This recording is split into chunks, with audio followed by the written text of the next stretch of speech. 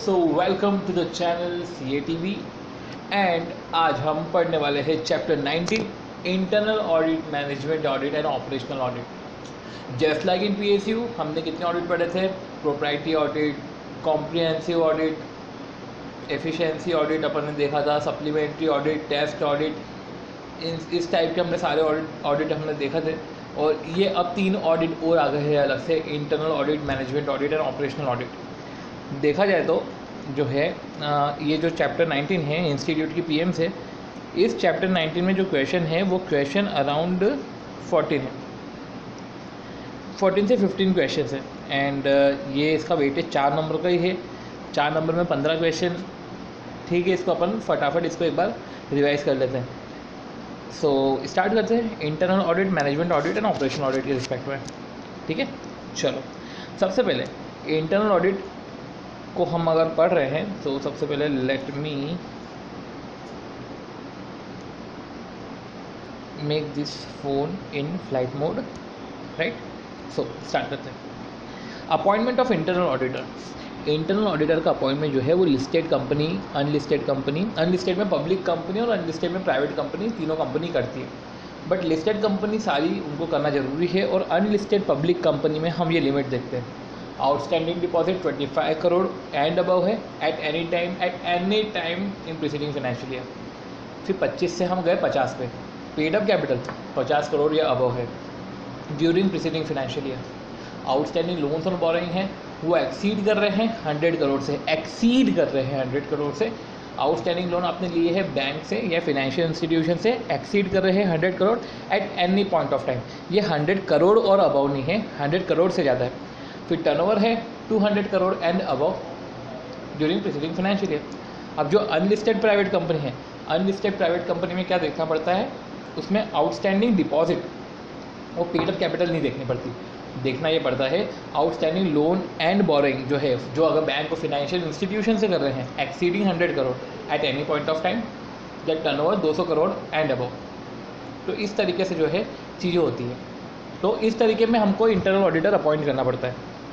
सो जब भी हम क्वेश्चन देखेंगे हमको ये देखना पड़ेगा कि क्या वो लिस्टेड कंपनी है, क्या वो अनलिस्टेड पब्लिक कंपनी है कि प्राइवेट कंपनी है। कोई सा भी एक कंडीशन अगर फुलफिल हो जाती है आपको इंटरनल ऑडिटर अपॉइंट करना है। देखिए अभी क्वेश्चन हम पढ़ते हैं कि जो JK प्राइवेट लिमिटेड है जिसका 40 लाख पेड अप कैपिटल है, सबसे पहले कंपनी ये प्राइवेट कंपनी है तो ये अनलिस्टेड होगी। अनलिस्टेड प्राइवेट कंपनी है, पेड अप कैपिटल 40 लाख है। अब प्राइवेट कंपनी है तो देखा जाए तो सिर्फ टर्नओवर देखते हैं हम, और टर्नओवर के साथ हम देखते हैं आउटस्टैंडिंग बोरिंग जो बैंक से और फाइनेंशियल इंस्टीट्यूशन से कर रहे हैं। तो जो पेड अप कैपिटल है ये हमारा इररेलेवेंट है। रिजर्व 9.5 करोड़ के है, ये भी इररेलेवेंट है। Turnover of the last 3 consecutive financial year जो है वो 49, 145 और 260 करोड़ है। अब सिंस लास्ट ईयर का टर्नओवर 260 करोड़ है जो कि 200 करोड़ या उससे ज़्यादा है, तो इस तरीके से फिर हमको इंटरनल ऑडिटर को अपॉइंट करना पड़ेगा। अब कंपनी के पास कोई इंटरनल ऑडिट सिस्टम नहीं है, इंटरनल ऑडिट सिस्टम मैंडेटरी नहीं है, ऐसा मैनेजमेंट बोलता है, तो मैनेजमेंट बोलता है गलत। इन दी इंस्टेंट केस जो है अपॉइंट करना पड़ेगा। Company has the statutory liability, ये स्टैट्यूटरी लाइबिलिटी है कि आपको इंटरनल ऑडिटर को मैंडेटरीली अपॉइंट करना पड़ेगा। पर क्या है, बात यह है कि ऐसे क्वेश्चंस नहीं हैं, इसमें मैक्सिमम थ्योरेटिकल क्वेश्चंस ही है। समझते हैं कि इसको हम कैसे कैटर करते हैं। आई होप क्वेश्चन नंबर 1 बहुत इजी समझ में आ गया होगा। क्वेश्चन नंबर 2 देखते हैं कि briefly explain the objective and the scope of operational audit. आप ऑपरेशनल ऑडिट कर रहे हो तो ऑपरेशनल ऑडिट के ऑब्जेक्टिव क्या है एंड स्कोप क्या है। तो objective of operational audit, the need of operational auditing has arisen due to inadequacy of traditional sources of information for an effective management of the company. Effective company के effective management के लिए हमको information चाहिए, ज़्यादा अच्छा information जो है अच्छे से कंपनी को मैनेज कर सकता है। तो इफेक्टिव मैनेजमेंट के लिए इफेक्टिव इन्फॉर्मेशन चाहिए, सारी यूनिट्स की इन्फॉर्मेशन चाहिए। बट क्या है कि जो हमारे ट्रेडिशनल सोर्सेस ऑफ इंफॉर्मेशन है वो इनएडिक्वेट है, एंड हैंस इसलिए हमको ऑपरेशन ऑडिटिंग की ज़रूरत पड़ती है, जिसमें एक थर्ड पार्टी ही ऑडिट करती है। तो वो ऑडिट करती है तो एक तरीके से वो मैनेजमेंट की पोजीशन पे ही है, और मैनेजमेंट की पोजीशन पे ही है वो ऑडिट कर रही है। जो मैनेजमेंट जो यूनिट्स के डे टू डे ऑपरेशंस को नहीं देख सकती, उन डे टू डे उन यूनिट्स की ऑडिट रिपोर्ट अगर मैनेजमेंट के पास आएगी तो मैनेजमेंट को एक तरीके से हेल्प मिल जाएगी, एफिशिएंट मैनेजमेंट हो सकता है ऐसे में। तो where the management is at a distance from an actual operations, कि जब मैनेजमेंट का एक डिस्टेंस रहता है एक्चुअल ऑपरेशन से due to layer and delegation of responsibility, क्योंकि स्ट्रक्चर्ड इन्वायरमेंट में layer and delegation of responsibility में हमको ये होता ही है हमारे साथ कि जब लेयर्स ऑफ रिस्पॉन्सिबिलिटी हो या जब डेलीगेशंस ऑफ रिस्पॉन्सिबिलिटी हो तब हमें ये सब चीज़ें फेस करनी पड़ती है। कि जब लेयर्स ऑफ रिस्पॉन्सिबिलिटी है, डेलीगेशन ऑफ रिस्पॉन्सिबिलिटी है, मैनेजमेंट ने किसी और को डेलीगेट करके रखा है, उसने किसी और को डेलीगेट करके रखा है, तो उसमें मैनेजमेंट को अवेयर ही नहीं होते हैं कि किसका कितना पोर्शन कंप्लीट हो गया है, किसका ऑपरेशन कैसे वर्क हो रहा है। तो ऐसे में जब management is at a distance from the actual operation, तो layer of delegation of responsibility separating it from actualities in the organisation and specifically operational auditing arouse from the need of manager responsible for areas, specifically operational auditing arouse need from the need of manager, तो operation audit arouse हो रहा है from the need of manager responsible for areas beyond their direct observation to be fully objectively and currently informed about conditions in the unit under control. Operational audit is considered as a specialized management information tool, right? एक specialized management information tool हो चुका है to fill the void that conventional information source fail to fill, तो इससे एक void fill हो चुका है जो कन्वेंशनल इन्फॉर्मेशन सोर्सेज फेल हो गया था फिल करने को। जो conventional sources of management information are, अब कन्वेंशनल सोर्सेज ऑफ जो इन्फॉर्मेशन है तो कौन कौन सी है सोर्सेज ऑफ इन्फॉर्मेशन, जैसे डिपार्टमेंटल मैनेजर, उनसे हमको इन्फॉर्मेशन मिल जाती थी, routine information report, internal audit report, survey, special investigation, तो ये कन्वेंशनल सोर्सेज ऑफ इन्फॉर्मेशन है। बट ये कन्वेंशनल सोर्सेज ऑफ इन्फॉर्मेशन भी एक वॉइड क्रिएट करते हैं, तो जब कई कन्वेंशनल इन्फॉर्मेशन सोर्सेज एक वॉइड क्रिएट कर रहे हैं, अब इसको फिल करना है, तो एक तरीके से फिर जो है हमें ऑपरेशन ऑडिट को लेकर आना पड़ा। ऑपरेशन ऑडिट स्टार्ट हुआ, these conventional sources fail to provide information for the best direction, वो इन्फॉर्मेशन तो दे रहे हैं पर बेस्ट डायरेक्शन ऑफ डिपार्टमेंट में वो इन्फॉर्मेशन नहीं दे पा रहे हैं, and all of whose activities does not come under the direct observation of manager, तो does not give the best direction of the department. तो उन डिपार्टमेंट के रिस्पेक्ट में ये बेस्ट डायरेक्शन में नहीं हो पा रहे हैं वर्क जिनकी एक्टिविटीज़ मैनेजमेंट के ऑब्जर्वेशन में नहीं है। तो this conventional sources fail to provide information for the best direction of the department all of whose activities, जिसकी सारी एक्टिविटीज़ जो है मैनेजमेंट के ऑब्जर्वेशन में नहीं है। तो उसके रिस्पेक्ट में ये जो है उन डिपार्टमेंट के रिस्पेक्ट में बेस्ट डायरेक्शन में वर्क नहीं कर पा रहे हैं, ये फेल टू प्रोवाइड इन्फॉर्मेशन, उनके रिस्पेक्ट में ये इन्फॉर्मेशन प्रोवाइड नहीं कर पा रहे हैं। अब operational auditing has filled a very significant vacuum, इसने एक वेरी सिग्निफिकेंट वैक्यूम को फिल कर दिया है, and it has come to provide the management with inexpensive continuous and objective appraisal. Inexpensive है ये, कंटिन्यूस है एंड ऑब्जेक्टिव अप्रेजल है। ऑब्जेक्टिव अप्रेजल मीन्स ये ऑब्जेक्टिव को इवेल्युएट करता है कि वेदर डिपार्टमेंट अपने ऑब्जेक्टिव को मीटअप कर रहा है कि नहीं कर रहा है, एक्टिविटीज़ अपने ऑब्जेक्टिव को मीटअप कर रहे हैं कि नहीं कर रहे हैं। तो if otherwise to inform the management about what has gone wrong and how it has been gone wrong, also it enlighten the management about possible danger।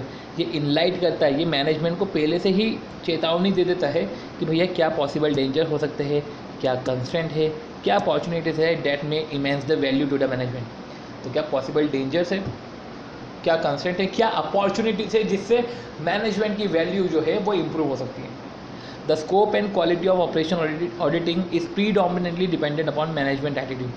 तो जो scope and quality of operational audit है, जो operational auditing का scope and quality है, is predominantly depend upon management attitude। तो ये management attitude पे depend करता है। मैनेजमेंट का एटीट्यूड कैसा है ऑपरेशन ऑडिट को लेकर, तो इन ओपन माइंडेड मैनेजमेंट, अगर मैनेजमेंट ओपन माइंडेड रहेगा, जिसका एक ब्रॉड विजन रहेगा, तो वो अप्रिशिएट करेगा ऑपरेशनल ऑडिट को, वो फ्रीडम देगा, necessary freedom देगा।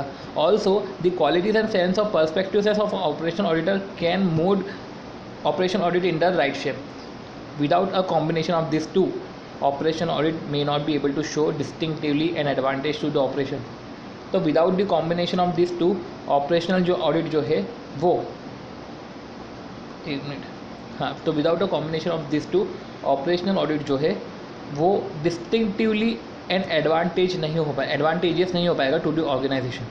तो हमने क्या पढ़ा, एक ओपन माइंडेड मैनेजमेंट तो चाहिए जिसका ब्रॉड विजन हो, एंड नेसेसरी फ्रीडम देनी चाहिए। Also the quality and sense of perspectiveness of objective auditor can mould, मतलब ऑपरेशनल ऑडिटर के अंदर भी एक quality of sense of perspectiveness होना चाहिए। तो इस तरीके से जो है हम ऑपरेशन ऑडिटिंग जो है बेटर तरीके से कर सकते हैं। Generally operation audit objectives include, तो ऑपरेशनल ऑडिट ऑब्जेक्टिव्स में क्या क्या इंक्लूड है, तो जनरली ऑपरेशन ऑडिट ऑब्जेक्टिव्स में क्या क्या इंक्लूड है, तो appraisal of control, operations and the control in which management is interested are large a matter of control if controls are effective in design and are faithfully adhered to the result that can be attend will be subject to other limited constraint in the organisation. क्या बोला है कि operations and generally operational audit objective include, कि operational audit के objective में क्या include है, कि मैं जो ऑपरेशन ऑडिट कर रहा हूँ उसके ऑब्जेक्टिव में इंक्लूड क्या है, क्योंकि हमको यही पढ़ना है objective and scope of operational audit. ठीक है, तो appraisal of control, operations and the result of the management is interested are largely a matter of control if controls are effective in design and are faithfully adhered to the result that can be attend will be subject to other limiting constraint in the organisation. तो simple सी बात है, better operation होंगे अगर better control रहेंगे तो simple सा है कि हमको इधर कंट्रोल का अप्रेजल को चेक करना है। अब evaluation of performance, in the task of performance evaluation, operational audit में परफॉर्मेंस इवैल्यूएशन किया जाता है। Operational auditor is heavily depend upon availability of acceptable standards, तो an operational auditor is heavily dependent upon availability of accepted standards. Operational auditor जो है उसको एक acceptable standards की ज़रूरत है, क्योंकि वो स्टैंडर्ड से ही तो परफॉर्मेंस को इवैल्यूएट करेगा, एक्चुअल परफॉर्मेंस को इवैल्यूएट करेगा। An operational auditor can not be expected to possess technical background, उसको ज़रूरी नहीं है कि उसको टेक्निकल बैकग्राउंड का होना ही चाहिए, क्वालिफिकेशन में उसका टेक्निकल बैकग्राउंड का होना ही चाहिए, वो ज़रूरी नहीं है। In so many technical field obtain even in one enterprise, even when examining और अप्रेजिंग परफॉर्मेंस और report of performance, operational auditor's mind is invariably fixed on control aspect. जब ऑडिटर जो है इवन व्हेन एग्जामिनिंग और appraising performance, जब वो auditor examine करेगा या अप्रेज करेगा, इवेल्युएट करेगा परफॉर्मेंस या रिपोर्ट ऑफ परफॉर्मेंस को, तो ऑपरेशनल ऑडिटर का माइंड इस पर ही रहना चाहिए कि कंट्रोल एस्पेक्ट्स इसके वर्क कर रहे हैं कि नहीं कर रहे हैं, कंट्रोल एस्पेक्ट्स को देखना चाहिए रादर देन इसके अदर बैकग्राउंड्स को देखते हुए हमें इसके कंट्रोल एस्पेक्ट को देखना चाहिए, इसकी एफिशिएंसीज को देखना चाहिए, रादर देन हमको ये देखना चाहिए कि एक ऑब्जेक्टिव असेसमेंट हो रहा है कि नहीं हो रहा है, एक ऑब्जेक्टिवली जो है ऑडिट कंप्लीट हो रहा है कि नहीं हो रहा है। And appraisal of objective and plans, in performance appraisal operational auditor is basically concern not so much with how well technically the operations are going on, जो अपन ने पढ़ा कितनी टेक्निकलिटीज से ऑपरेशन हो रहा है इससे कोई मतलब नहीं हो रहा है, हमें तो ये देखना है कि इफिशिएंसी, इफेक्टिवनेस और इकोनॉमिक 3 E's जो है वो अचीव हो रहे हैं कि नहीं हो रहे। And appraisal of organisation structure, organisation structure provide the line of relationship, तो जो ऑर्गेनाइजेशनल स्ट्रक्चर है वो ऑर्गेनाइजेशनल स्ट्रक्चर एक लाइन ऑफ रिलेशनशिप देता है कि चलो top level, middle level, lower level ऐसा स्ट्रक्चर है, तो एक लाइन ऑफ रिलेशनशिप प्रोवाइड करता है। सबसे पहले डेलीगेशन उसके अकॉर्डिंग होते हैं, टास्क उसके अकॉर्डिंग डिस्ट्रीब्यूट होते हैं। This is an important element of the internal control design, और इंटरनल कंट्रोल डिज़ाइन में ये एक इम्पॉर्टेंट एलिमेंट है। बेटर कंट्रोल होगा अगर बेटर तरीके से डेलीगेशन होंगे, बेटर तरीके से ऑर्गेनाइजेशन स्ट्रक्चर सेटअप होगा। तो इन इवेल्युएटिंग ऑर्गेनाइजेशन स्ट्रक्चर, जब हम अपने ऑर्गेनाइजेशन स्ट्रक्चर को इवेल्युएट करेंगे, the operational auditor should consider whether the structure is in conformity with the management objective, क्या स्ट्रक्चर जो है वो मैनेजमेंट ऑब्जेक्टिव से कन्फर्मिटी में है, जो स्ट्रक्चर जो है मैनेजमेंट ऑब्जेक्टिव से कन्फर्मिटी में है। And it is drawn up on the basis of matching of responsibility and authority, authority है जैसी अथॉरिटी दी गई है वैसा ही उसी लेवल पर उसको रिस्पॉन्सिबल ठहराया गया है कि नहीं ठहराया गया है। He should also analyse whether the line of responsibility has been fix, क्या ही शुड ऑल्सो एनालाइज, उसको ये भी एनालाइज करना चाहिए कि लाइन ऑफ रिस्पॉन्सिबिलिटी क्या फिक्स्ड है, क्या लाइन ऑफ रिस्पॉन्सिबिलिटी फिक्स्ड है, वेदर डेलीगेशन ऑफ रिस्पॉन्सिबिलिटी और अथॉरिटी इज़ क्लियर, जो लाइन ऑफ रिस्पॉन्सिबिलिटी है वो फिक्स है, क्या डेलीगेशन क्लियर है, कोई ओवरलैपिंग एरियाज तो नहीं है।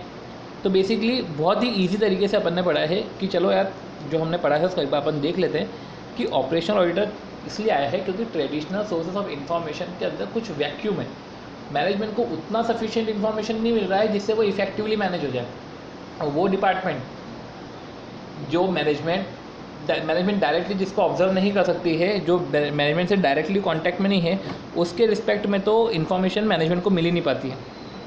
तो उस रिस्पेक्ट में अब सर्टन जो कन्वेंशनल सोर्सेस ऑफ मैनेजमेंट है उसके एग्जांपल तो अपन ने समझ लिए, बट जब उस डायरेक्शन के रिस्पेक्ट में मैनेजमेंट को इफेक्टिव इन्फॉर्मेशन मिल ही नहीं पा रही है, बेस्ट डायरेक्शन में कुछ वर्क मैनेजमेंट कर ही नहीं पा रही है, डिपार्टमेंट के बेस्ट डायरेक्शन में कुछ हो नहीं पा रहा है, तो फिर ऑपरेशनल ऑडिट तो जरूरी हो ही जाएगा।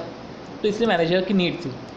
फिर हमने पढ़ा था कि एक ऑब्जेक्टिव अप्रेजल है, एक ऑब्जेक्टिव अप्रेजल हो रहा है, इनएक्सपेंसिव है, सबसे पहले तो खर्चा कम है, लगातार करना पड़ता है, और ऑब्जेक्टिव अप्रेजल होता है क्या, टेक्निकलिटीज़ पे नहीं जाना है, पर हमको तो ये चीज़ें देखनी है कि वो एफिशिएंसी, इकोनॉमी और इफेक्टिवनेस को कवर कर रहा है कि नहीं कर रहा है। अब scope and quality of operational audit, एक ओपन माइंडेड मैनेजमेंट होगा ना तो वो ऑपरेशनल ऑडिट की बाकायदा इज्जत करेगा, उसका अगर ब्रॉड विजन रहा तो वो बाकायदा ऑपरेशनल ऑडिटर को नेसेसरी फ्रीडम देगा, एंड एक सेंस ऑफ पर्सपेक्टिवनेस रहेगी।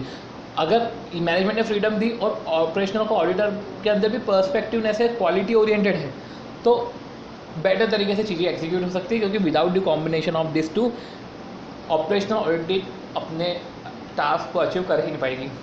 फिर generally operational audit objectives include, तो ऑपरेशनल ऑडिट ऑब्जेक्टिव में क्या इंक्लूड है?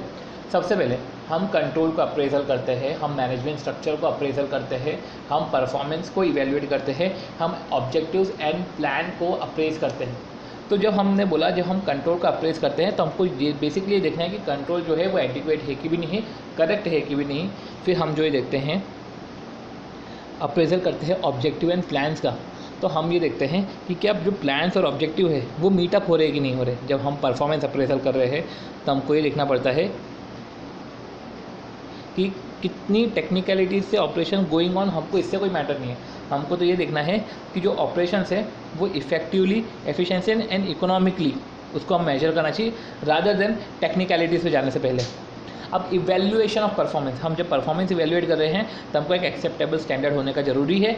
और ऑपरेशनल ऑडिटर अगर टेक्निकल बैकग्राउंड का नहीं भी हो तो चलेगा, हमको तो परफॉर्मेंस इवैल्यूएट करना है, हमारे पास स्टैंडर्ड्स है, हमने एक्चुअल है, हमने दोनों को कंपेयर करके इवैल्यूएट करा without examining and appraising performance और report of performance, without even examining और अप्रेजिंग परफॉर्मेंस और रिपोर्ट ऑफ परफॉर्मेंस। तो विदाउट इवन एग्जामिनिंग और अप्रेजिंग परफॉर्मेंस और रिपोर्ट ऑफ परफॉर्मेंस, तो operation auditor mind is invariably fixed on the control aspect. तो even when, जब वो auditor भले ही जब एग्जामिन कर रहा हो, अप्रेज कर रहा हो परफॉर्मेंस को, तो उसका माइंड जो है invariably fixed on the control होना चाहिए। फिर हमने ये पढ़ा उसके बाद कि अप्रेजल ऑफ ऑर्गेनाइजेशनल स्ट्रक्चर, तो हमको ऑर्गेनाइजेशनल स्ट्रक्चर को जब हम इवेल्यूएट कर रहे हैं तो हमको ये देखना चाहिए कि जो ऑर्गेनाइजेशनल स्ट्रक्चर है, क्या जो structure in conformity with the management objective, जो स्ट्रक्चर है वो मैनेजमेंट ऑब्जेक्टिव की कन्फर्मिटी में है कि भी नहीं है, लाइन ऑफ रिलेशनशिप क्लियर है कि नहीं है, डेलीगेशन रिस्पॉन्सिबिलिटी जो अलॉकेटेड है वो फिक्स है कि भी नहीं है, कोई ओवरलैपिंग एरियाज तो नहीं है। तो इस तरीके से हमने ऑपरेशनल ऑडिट पढ़ा। अब बात ही आ जाती है what are the management audit questionnaire, give a sample questionnaire for audit of inventory. अब मैनेजमेंट ऑडिट क्या होता है, राइट? हमने इंटरनल ऑडिट का एक क्वेश्चन करा, हमने एक ऑपरेशनल ऑडिट का क्वेश्चन करा, अब हम पढ़ रहे हैं मैनेजमेंट ऑडिट क्वेश्चनर को।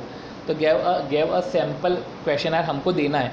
अब सिंपल सी बात है यार, सैम्पल क्वेश्चनर में इसने तो पूरा ही भयंकर क्वेश्चनर दे दिया, अपन तो मैनेजमेंट ऑब्जेक्टिव देख लेते हैं डायरेक्ट, फिर हम देख लेते हैं कि हमको सैम्पल ऑडिट क्वेश्चनर में क्या क्या इंक्लूड करना चाहिए।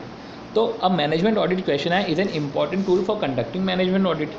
तो ये मैनेजमेंट ऑडिट क्वेश्चनर की बात कर रहा है, और सिंपल सी बात है क्वेश्चनर से ही तो मैं इन्फॉर्मेशन को गैदर करता हूँ, और मैनेजमेंट ऑडिट में तो ये बहुत ही ज़रूरी है। तो मैनेजमेंट ऑडिट बेटर तरीके से ऑडिट तभी कर पाऊँगा अगर मैं बेटर तरीके से इन्फॉर्मेशन कलेक्ट कर पाऊँगा, ताकि मेरे को समझ में आए कि मेरे को किस तरीके से ऑडिट प्रोसीजर को लगाने हैं। It is through this questionnaire that auditor make an inquiry, बाकायदा इंक्वायरी की जाती है इंपॉर्टेंट फैक्ट के बारे में, करंट परफॉर्मेंस क्या चल रहा है, ये कॉम्प्रिहेंसिव होना चाहिए और कंस्ट्रक्टिव एग्जामिनेशन होना चाहिए of an organisation management. Overall it is concern with the appraisal of management action. Simple सी बात है, ये देखा जाता है क्वेश्चन आयर के थ्रू हम इंक्वायरी कर रहे हो, हम ये देख रहे हैं कि मैनेजमेंट के एक्शंस क्या है, और क्या मैनेजमेंट के एक्शन ऑर्गेनाइजेशन के ऑब्जेक्टिव से मैच कर रहे हैं कि नहीं कर रहे हैं। प्राइमरी ऑब्जेक्टिव, अब इसका प्राइमरी ऑब्जेक्टिव क्या है कि वो वीकनेस, कमियाँ और डेफिशिएंसीज हाईलाइट करें। फिर ये रिव्यू करता है कि कितने अच्छे से या कितनी बुरी तरीके से जो मैनेजमेंट है वो अपने आप को प्लान कर रही है, ऑर्गेनाइज कर रही है, डायरेक्ट कर रही है, इवेल्युएट कर रही है, are being perform. The questionnaire provides a means for evaluating an organisation ongoing operation. तो जो क्वेश्चन आयर है वो एक प्रोवाइड करता है means for evaluating an organisation ongoing operation by examining its major functional areas. वो organisation की ongoing operation को इवेल्युएट करती है मेजर फंक्शनल एरियाज को चेक करके। अब जब कोई क्वेश्चन आयर है तो इसमें 3 पॉसिबल आंसर्स हो सकते हैं, यस, नो और NA। Questionnaire comment on negative answer, not only provide documentation for future reference. कोई सा क्वेश्चन हमने पूछा जिसका नेगेटिव आंसर है, तो नेगेटिव आंसर है तो बाकायदा आपको डॉक्यूमेंटेशन देना पड़ेगा क्योंकि फ्यूचर रेफरेंस में काम आता है। But more important, provide background for undertaking remedial action. पर वो एक प्रोवाइड करता है background information for conducting remedial action. The management audit question है does not give answer but simply ask question. ये क्वेश्चन आस्क करता है, कोई आंसर नहीं देता है, क्वेश्चन आस्क करता है। क्या पढ़ा हमने? But more important, provide background information for undertaking remedial action, ताकि हम रेमेडियल एक्शन प्रॉपरली ले सके। तो इसके रिस्पेक्ट में हमको एक बैकग्राउंड इन्फॉर्मेशन मिल जाती है मैनेजमेंट ऑडिट में। तो मैनेजमेंट ऑडिट क्वेश्चन है does not give answers but simply ask questions. If all questions are answer with a yes, तो operations are proceeding as desired. On the other hand, one or more no answer है तो मतलब कुछ ना कुछ तो difficulty है, तो उसको राइटिंग में एक्सप्लेन करो। If the question does not apply NA, तो if the question does not apply, अगर क्वेश्चन अप्लाई ही नहीं होता है तो NA देखा जाएगा। दस मैनेजमेंट ऑडिट क्वेश्चन है for this part of the audit not serve as management tool to analyse the current situation. 10 जो है मैनेजमेंट ऑडिट क्वेश्चन है for this part of audit not serve as a management tool.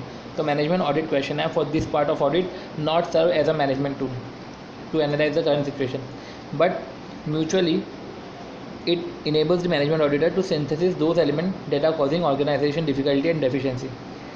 Thus management audit question है for this part of audit not only serve as management tool. Thus management audit question है for this part of audit not only serve as a management tool to analyze the current situation, but more importantly it enable the management auditor, ये management auditor को help करता है to synthesize those elements that are causing organizational difficulties. तो management auditor इस case में उन elements को भी पता कर सकता है जो ऑर्गेनाइजेशन को डिफ़िकल्टी प्रोवाइड कर रहा है। तो हमने क्या पढ़ा कि जो मैनेजमेंट ऑडिट का क्वेश्चन आयर है वो एक मैनेजमेंट ऑडिट करने के लिए एक टूल है। इम्पॉर्टेंट फैक्ट हम इंक्वायरी के थ्रू पता कर सकते हैं बाय मेजरिंग करंट परफॉर्मेंस, और हम करंट परफॉर्मेंस को मेजर कर सकते हैं। कॉम्प्रिहेंसिव होना चाहिए एग्जामिनेशन, कंस्ट्रक्टिव एग्जामिनेशन होना चाहिए। Overall it is concern with the appraisal of management, और ओवरऑल ये कंसर्न किससे होता है? With the appraisal of management in accomplishing the overall objective. तो overall it is concern with the appraisal of management action. ले देकर उसका focus क्या होता है कि मैनेजमेंट एक्शंस को देखना है, इवेलुएट करना कि वो ऑर्गेनाइजेशन के ऑब्जेक्टिव को मीटअप कर रही है कि नहीं कर रही है। तो जो प्राइमरी ऑब्जेक्टिव होता है वो प्राइमरी ऑब्जेक्टिव में तो मैनेजमेंट वीकनेस ही हाईलाइट करती है। वो ये देखते हैं कि कितने अच्छे तरीके से, कितने बुरी तरीके से मैनेजमेंट वर्क कर रही है, प्लानिंग करी है, ऑर्गेनाइजिंग करी है, डायरेक्टिंग करी, ये जो सब है कर रखा है। मैनेजमेंट ऑडिट क्वेश्चन का मतलब क्या होता है? वो एक तरीके से इवेल्युएट करी है एंटिटीज़ का ऑन गोइंग ऑपरेशन जो है वो इवेल्युएट करी है। कैसे इवेल्युएट करी है? By examining major functional areas. तो ऑन गोइंग ऑपरेशन जो है उसके मेजर फंक्शनल एरियाज़ को एग्जामिन कर लिया क्वेश्चन आयर के थ्रू, और पता कर लिया कि मैनेजमेंट जो है वो अच्छे से वर्क कर रही है कि नहीं कर रही है। But more important, provide background information for undertaking remedial action. But the management audit question and does not give answer but simply ask question. Question ask करती है। इफ़ ऑल क्वेश्चन, अगर यस में आंसर है तो सब डिजायर्डली चल रहा है, नो में आंसर है तो डिफिकल्टी एक्सपीरियंस हो रही है, और क्वेश्चन डज नॉट अप्लाई हो रहा है तो कॉलम वो अपन चेक कर लेंगे। दस मैनेजमेंट ऑडिट क्वेश्चन है for this part of the audit not serve as a management tool to analyze current situation. तो द मैनेजमेंट ऑडिट क्वेश्चन है of this part of audit not serve as a management tool to analyze the current situation. More importantly, it enable management auditor to synthesize those element. तो not serve, वो सिर्फ management tool जैसे सर्व नहीं कर रहा है, वो एक तरीके से उसको वो वाले एलिमेंट्स पे भी वो सिंथेसिस कर सकता है जो ऑर्गेनाइजेशनल डिफ़िकल्टीज या डेफिशिएंसीज क्रिएट कर रहे हैं, तो उस पर ज़्यादा वो फोकस कर सकता है। अब ये है मैनेजमेंट ऑडिट का क्वेश्चन आयर। क्वेश्चन आयर में हम लॉन्ग रेंज प्लान्स के रिस्पेक्ट में क्वेश्चन पूछ सकते हैं, शॉर्ट रेंज प्लान के रिस्पेक्ट में क्वेश्चन पूछ सकते हैं, और हाँ लॉन्ग रेंज प्लान और शॉर्ट रेंज प्लान के रिस्पेक्ट में क्वेश्चन पूछ सकते हैं। और ऐसे करते हुए ये क्वेश्चन आयर है, इसको पढ़ने की ज़रूरत नहीं है, इस टाइप के क्वेश्चन आते नहीं हैं, ठीक है। तो लॉन्ग रेंज प्लान के रिस्पेक्ट में ठीक है, पर शॉर्ट रेंज प्लान के रिस्पेक्ट में मैनेजमेंट ऑडिट के जो क्वेश्चन आयर है वो फिर उसके बाद है ऑर्गेनाइजेशनल स्ट्रक्चर। ऑर्गेनाइजेशन स्ट्रक्चर के बीच में के रिस्पेक्ट में उसने क्वेश्चन पूछ लिया। लॉन्ग रेंज प्लान और शॉर्ट रेंज प्लान इसलिए बोल सकते हैं क्योंकि वो मैनेजमेंट के ऑब्जेक्टिव, ऑर्गेनाइजेशन के ऑब्जेक्टिव फुलफिल हो रहे हैं कि नहीं हो रहे हैं, मैनेजमेंट के एक्शन जो है वो उससे कोरिलेट हो रहे हैं कि नहीं हो रहे हैं, उसके रिस्पेक्ट में इसलिए प्लान्स पूछ लिए होंगे। ऑर्गेनाइजेशनल स्ट्रक्चर उसने चेक कर लिया, उसने लीडरशिप चेक करी कि लीडरशिप कैसे एग्जीक्यूट हो रही है, कम्युनिकेशन, कंट्रोल, इस तरीके की जो चीज़ें हैं ये है। तो हमने पढ़ा लॉन्ग रेंज प्लान, हमने पढ़ा शॉर्ट रेंज प्लान, फिर हमने पढ़ा लीडरशिप, नहीं ओके एक मिनट, लॉन्ग रेंज प्लान और शॉर्ट रेंज प्लान के बाद हमने ऑर्गेनाइजेशन स्ट्रक्चर पढ़ा, ऑर्गेनाइजेशन स्ट्रक्चर के बाद हमने लीडरशिप पढ़ा, फिर हमने कम्युनिकेशन पढ़ा और कंट्रोल पढ़ा। तो long range plan, short range plan, organisation structure, leadership, communication और कंट्रोल, ठीक है, ये हमने सब चीज़ें पढ़ी। तो अब ये अपना इस तरीके से क्वेश्चन 3 भी ओवर होता है।